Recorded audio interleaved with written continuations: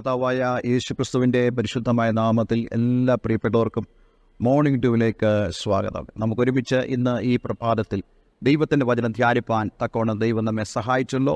മനുഷ്യൻ ദൈവത്തോടുകൂടെ ഈ ഭൂമിയിൽ ജീവിക്കുന്നതും അവൻ്റെ ജീവൻ്റെ അവസാനം അവൻ ദൈവഭവനത്തിലേക്ക് അഥവാ സ്വർഗത്തിലേക്ക് ദൈവത്തോടൊപ്പം ആയിരിക്കുന്നതിലും അവൻ്റെ ജീവാവസാനത്തിൽ അവൻ ഈ ഭൂമി വിട്ട് സ്വർഗത്തിൽ ദൈവത്തോടൊപ്പം വസിക്കുന്നതിനെക്കുറിച്ചാണ് ദൈവത്തിൻ്റെ വചനം സംസാരിക്കുന്നത്.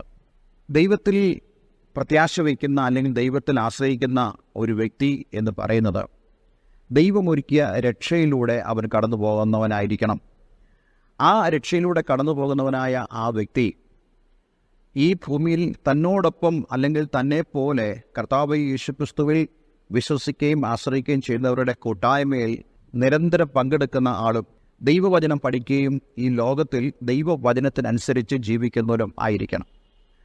നമുക്കറിയാം, ഈ ഭൂമിയിൽ നമ്മൾ ജീവിക്കുമ്പോൾ, ശരീരത്തോടുകൂടെ നാം ജീവിക്കുമ്പോൾ നമ്മുടെ ശരീരത്തിലെ അവയവങ്ങൾ വലിയൊരു സഹായമാണ് നമുക്ക് ചെയ്യുന്നത്. നമ്മുടെ കണ്ണ്, നമ്മുടെ ചെവി, നമ്മുടെ കൈകൾ, നമ്മുടെ കാലുകൾ, ഇതെല്ലാം നമുക്ക് വേണ്ടി ചെയ്തതായ പ്രവൃത്തികൾ നമ്മെ ഈ ഭൂമിയിൽ മുന്നോട്ട് കൊണ്ടുപോകുവാൻ സഹായിക്കുന്നതാണ്. എന്നാൽ അതുപോലെ തന്നെ ദൈവത്തോടൊപ്പമുള്ള നമ്മുടെ ജീവിതത്തിൽ ഇത് രണ്ടും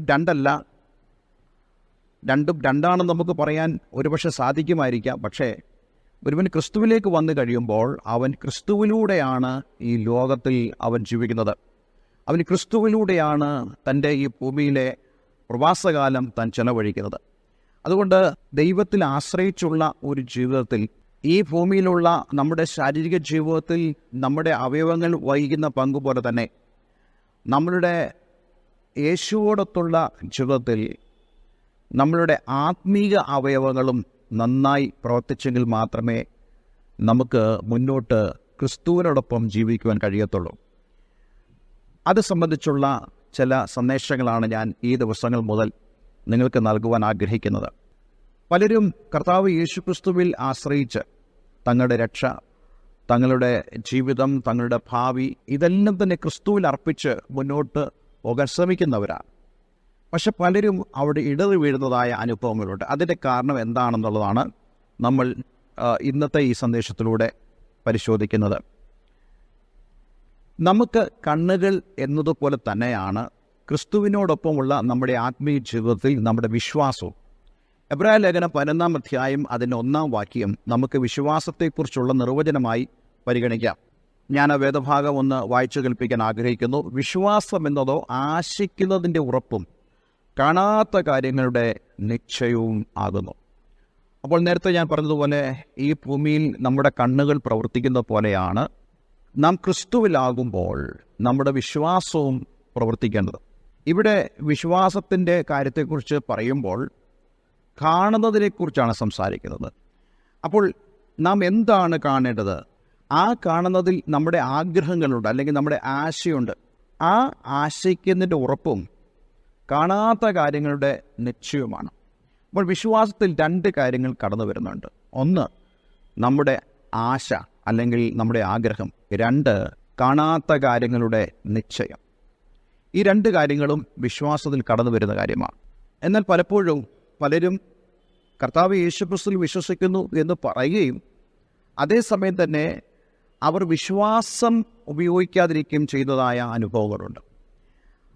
പകരം അവർ ചെയ്യുന്നത്, അവർ കർത്താവ് യേശുക്രിസ്തുവിൽ വിശ്വസിക്കുന്നു, പക്ഷേ അവർക്ക് അവരുടെ ഈ നഗ്നനേത്രങ്ങൾ കൊണ്ട് കാണണം. ഉദാഹരണത്തിന്, ഞാൻ കർത്താവ് യേശുക്രിസ്തുവിനെ രക്ഷിതാവും കർത്താവും ദൈവമായി സ്വീകരിക്കണമെങ്കിൽ ദൈവം എന്നോട് സംസാരിക്കണം എന്ന് പറയുന്നവരുണ്ട്. അതുപോലെ ഞാൻ ഇന്നൊരു കാര്യം ചെയ്യാം, പക്ഷേ ദൈവം എനിക്ക് വേണ്ടി പ്രവർത്തിക്കണം, എന്നാൽ മാത്രമേ ഞാൻ ആ കാര്യം ചെയ്യത്തുള്ളൂ എന്ന് വാദിക്കുന്നവരുണ്ട്. ഇതൊന്നും വിശ്വാസത്തിൻ്റെ കാര്യമല്ല. ഇതൊന്നും ദൈവം അംഗീകരിക്കുന്നൊരു കാര്യമല്ല. ദൈവം നമ്മെക്കുറിച്ച് ആഗ്രഹിക്കുന്നത് നാം വിശ്വാസത്താൽ അവനെ അനുഗമിക്കണം. ഞാൻ കഴിഞ്ഞ ഏതാനും ദിവസങ്ങൾക്ക് മുമ്പ് കർത്താവ് യേശുക്രിസ്തു തൻ്റെ ശിഷ്യന്മാരുമായി അക്കരയ്ക്ക് പോകുന്നതിനെക്കുറിച്ച് നമ്മൾ ചിന്തിക്കുകയുണ്ടായി. അവിടെ കർത്താവ് യേശുക്രിസ്തു അമരത്ത് തലവെച്ച് ഉറങ്ങുന്നു. ശിഷ്യന്മാർ തണ്ടു വലിച്ച് ആ പടകിനെ മുന്നോട്ട് കൊണ്ടുപോവുകയാണ്.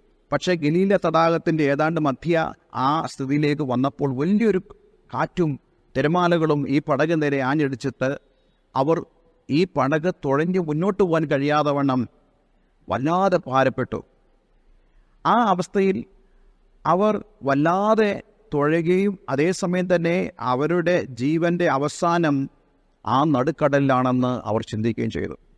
അപ്പോൾ എന്താ സംഭവിച്ചത്? അവർ യേശുവിനെ തട്ടി വിളിച്ചു, ഗുരു, യേശുവേ, നാഥ, ഞങ്ങൾ നശിച്ചു പോകുന്നത് നിനക്ക് വിചാരമില്ലയോ? അപ്പോൾ യേശു എഴുന്നേറ്റിട്ട് ചെയ്ത പ്രധാനപ്പെട്ട കാര്യം കാറ്റിനെയും കടലിനെയും ശാസിച്ചു, അതിനെ അമർത്തി എന്നുള്ളതാണ്. പക്ഷേ അതോടൊപ്പം തന്നെ യേശു അവരുടെ അവിശ്വാസത്തെ ശാസിക്കുകയും ചെയ്തു. അപ്പോൾ ഇവിടുത്തെ പ്രധാനപ്പെട്ട വിഷയം അവരുടെ അവിശ്വാസമാണ്. എന്ന് പറഞ്ഞാൽ അവർ വിശ്വസിക്കണമായിരുന്നു. എന്താണ് ഇവിടെ സംഭവിച്ചത്? കാണുന്നത് എന്തായിരുന്നു? നമുക്ക് അവരെ കുറ്റം പറയാൻ പറ്റത്തില്ല, കാരണം കാണുന്നത് വലിയ പ്രതികൂലമായിരുന്നു. കടൽ വളരെ പ്രക്ഷുബ്ധമായിരുന്നു. മുന്നോട്ട് ഒരു ഇഞ്ച് പോലും പോകാൻ പറ്റാത്തതായ അവസ്ഥയിൽ അവർ പറഞ്ഞു പോയില്ലെങ്കിലല്ലേ ഉള്ളൂ അത്ഭുതമെന്ന് നമ്മൾ ചിന്തിക്കാറുണ്ട്. പക്ഷേ അങ്ങനെയല്ല. കർത്താവ് യേശുക്രിസ്തു ആഗ്രഹിക്കുന്നത് തന്നിൽ ആശ്രയിക്കുന്നവർ തങ്ങൾ പൂർണ്ണമായും വിശ്വസിക്കണമെന്നുള്ളതാണ്. എന്തായിരുന്നു അവർ വിശ്വസിക്കേണ്ടത്? അവർ വിശ്വസിക്കേണ്ടത് എത്ര തിരമാലകളടിച്ചാലും എത്രത്തോളം ഞങ്ങൾക്ക് നേരെ ഈ പ്രതികൂലങ്ങളുണ്ടായാലും ഞങ്ങൾ ഈ നടുക്കടലിൽ മുങ്ങിപ്പോകത്തില്ല, കാരണം ഞങ്ങളെ വിളിച്ചത് കർത്താവ് യേശുക്രിസ്തുവാണ്, അക്കരയ്ക്ക് പോകാൻ പറഞ്ഞത് അവനാണ്, അതുകൊണ്ട് ഞങ്ങൾക്കൊന്നും സംഭവിക്കില്ല എന്നവർ വിശ്വസിക്കണമായിരുന്നു. പക്ഷെ അവർക്ക് വിശ്വസിക്കാൻ സാധിച്ചില്ല. നമ്മുടെ ജീവിതത്തിലും അതുപോലാണ്. നമ്മൾ കാണുന്നതെല്ലാം പ്രതികൂലങ്ങളാണ്. നമ്മുടെ മക്കളുടെ കാര്യത്തിലാണെങ്കിലും നമ്മുടെ ജോലിയുടെ കാര്യത്തിലാണെങ്കിലും നമ്മുടെ വീടിൻ്റെ കാര്യത്തിലാണെങ്കിലും ഒക്കെ നമ്മൾ കാണുന്ന പ്രതികൂലങ്ങളാണ്. പക്ഷേ നീ ദൈവത്തിൽ വിശ്വസിക്കുന്ന ഒരു വ്യക്തിയാണെങ്കിൽ ആ ദൈവത്തിലുള്ള ആ ആശ്രയത്വത്തിലൂടെ, ആ വിശ്വാസത്തിലൂടെ നീ ഒറ്റയ്ക്കല്ല പ്രതികൂലങ്ങളെ അതിജീവിക്കുന്നത്. യേശു നിന്നോടുകൂടി ഉണ്ട് എന്നും ഞാൻ ഈ വിഷയത്തിൽ, ഈ പ്രതികൂലത്തിൽ ഞാൻ അതിനെ അതിജീവിക്കുമെന്നും അതിനെ ജയിക്കുമെന്നും ദൈവത്തിൻ്റെ ആ കരുതലും കരുണയും എനിക്ക് കാണാൻ സാധിക്കുമെന്നും വിശ്വസിക്കാനും അതിൻ്റെ ഉറപ്പ് പ്രാപിക്കാനും കഴിയണം നമുക്ക്.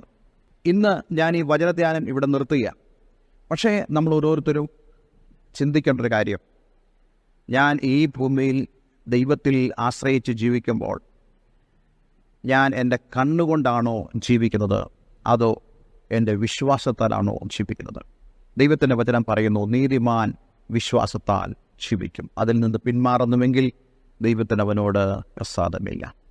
ഇന്ന് നമുക്കൊന്ന് പരിശോധിക്കാം, നാം വാസ്തവത്തിൽ ആ വിശ്വാസത്തിലാണോ ജീവിക്കുന്നത്? ഒരു നിമിഷം പ്രാർത്ഥിക്കാം. സ്വർഗീയ പിതാവേ, ഞങ്ങൾ അങ്ങയുടെ സന്നിധിയിൽ പ്രാർത്ഥിക്കുന്നു. പലപ്പോഴും ഞങ്ങൾ വിശ്വാസത്തിൽ വളരെ കുറവുള്ളവരായി തീരാറുണ്ട്.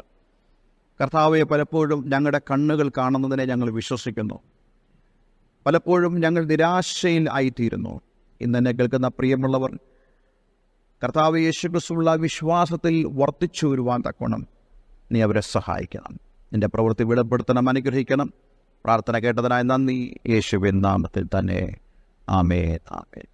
ഇന്നത്തെ വേദവചനം നിങ്ങളുടെ ജീവിതത്തിൽ അനുഗ്രഹപ്രദമായി തീർന്നു എന്ന് ഞാൻ വിശ്വസിക്കുന്നു. ഈ സ്ക്രീനിൽ കാണുന്ന ഫോൺ നമ്പറിൽ നിങ്ങൾക്ക് ഞങ്ങളെ വിളിക്കാവുന്നതാണ്. എല്ലാവർക്കും നല്ലൊരു ദിവസം ദൈവം നൽകട്ടെ. Have A nice day. Thank you for watching Morning Dew. Kindly tuned up for next day messages.